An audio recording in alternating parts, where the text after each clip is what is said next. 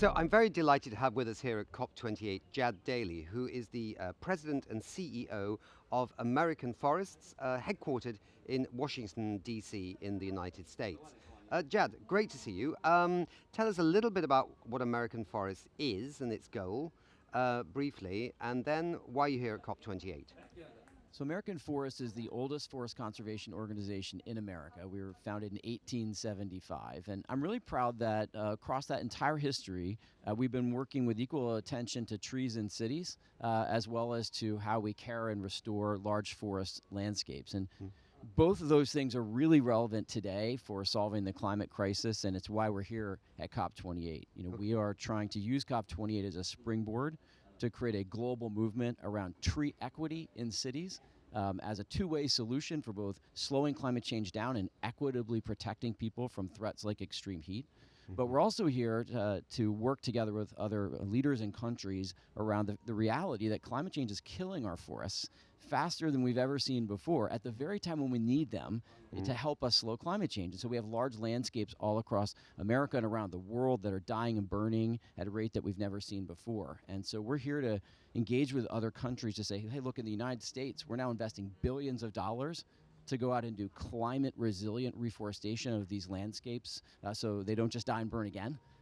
And we feel like we need that commitment from nations all around the world to do this work in our forests so that they can be out there sequestering carbon and protecting our water supplies and doing all the things that we need, those ecological services that we need at those larger scales to thrive and survive together in a changing climate.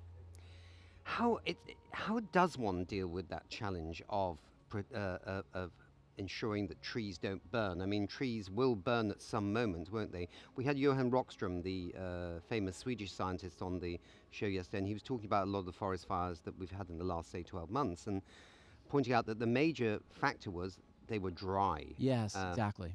The water nexus with the forest, very important. Yes. How do you stop a forest burning? So we have to think about, it's really a new way of thinking about forests and climate change. The most thinking about forests and climate change came out of carbon offset markets, and people say, how do we get forests to trap more carbon?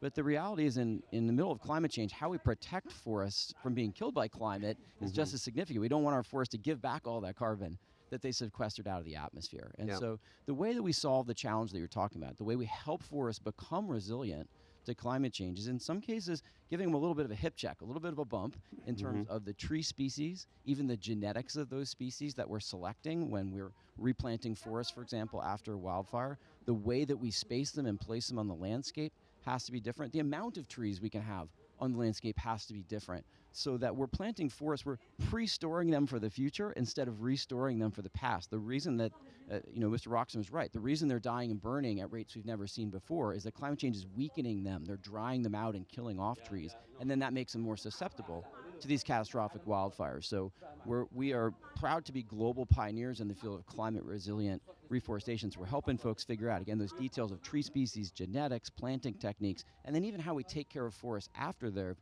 been regenerated so that they can be healthy and resilient into the future and allow wildfires to pass through instead of becoming a catastrophic event that devastates forests in ways, in some cases, they won't recover without our help.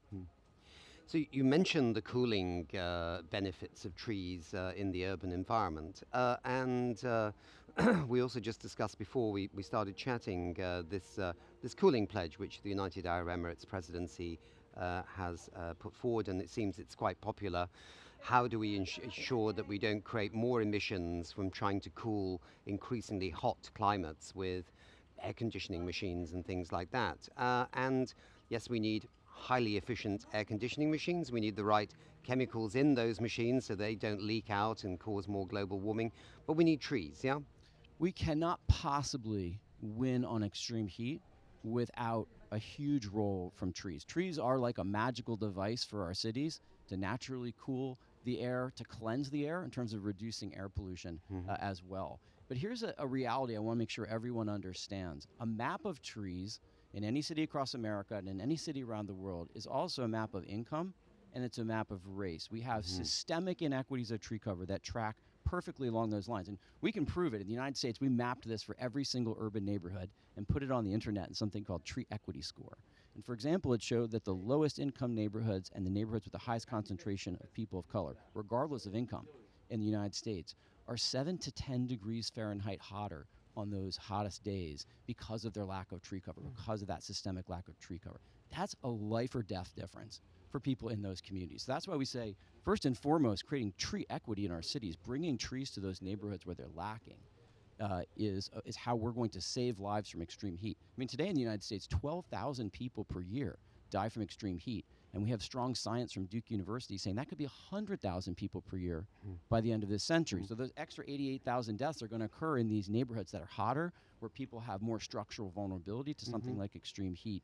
And so we're here, we joined this global cooling pledge that you mentioned that was announced last night. Proud that it includes a role for trees, but we'll make an even bigger role for trees along with our partners, and just say that trees are a non-negotiable complement to air conditioning as a way that we can equitably bring cooling to every neighborhood, given that extreme heat is our number one health threat from climate change. And I'll just say one more thing, which is really important, that we want the air conditioners themselves to be more efficient, but we don't want to have to use them as much.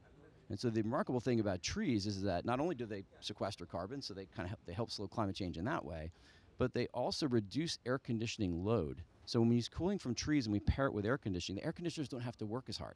That means they don't have to use as much energy. They don't have to produce as many greenhouse gases to keep our houses cool. And so that's why we say clean air conditioning paired with tree equity in our cities will save lives. It'll save money for homeowners on those air conditioning costs.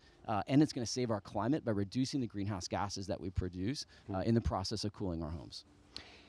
We've got about 2 minutes left. Let's just look, you're based in the USA. I mean, you obviously have influence globally because you're here at the COP. Has the Biden administration's Inflation Reduction Act recognized the value of trees in terms of a green transformation of the economy of the US? So our name can be a little deceptive. We're American Forest, but I'm proud to say we've worked in over 40 countries around the world. Okay. In fact, this week, yesterday, we launched a tree equity score in the United Kingdom in partnership with great organizations, the Woodland Trust, the Center for Sustainable Healthcare in the UK, with incredible support from our friends at Salesforce and at Google. We launched a new decision support tool for the UK, just like we have in the United States, showing neighborhood by neighborhood with data how the most deprived neighborhoods in the UK, as measured by the government, are also deprived in trees, magnifying the health inequities in those neighborhoods severely. And so we're so excited. Literally this week we have planting events going on in the UK. But the United States is leading by example. We're so proud. The Inflation Reduction Act included $1.5 billion for tree equity in cities. It's the largest commitment of its kind in world history. And we're proud to be working with mayors and the Biden-Harris administration and other partners to deploy that $1.5 billion to show the world what tree equity can do for climate action and climate justice. That's fascinating. And do you think that the tree equity initiative that you have could be exported to even more countries around the globe?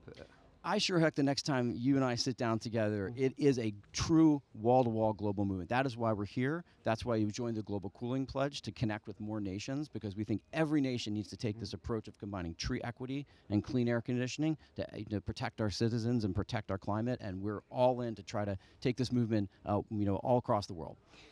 Well, it's absolutely fascinating to listen to this. I didn't know about tree equity before. Now I do. And it's a very, very interesting concept. And thank you for bringing that forward. And that clearly is something governments everywhere should be thinking about. So thank you very much for being with us. Oh, thanks for letting me join you. Okay.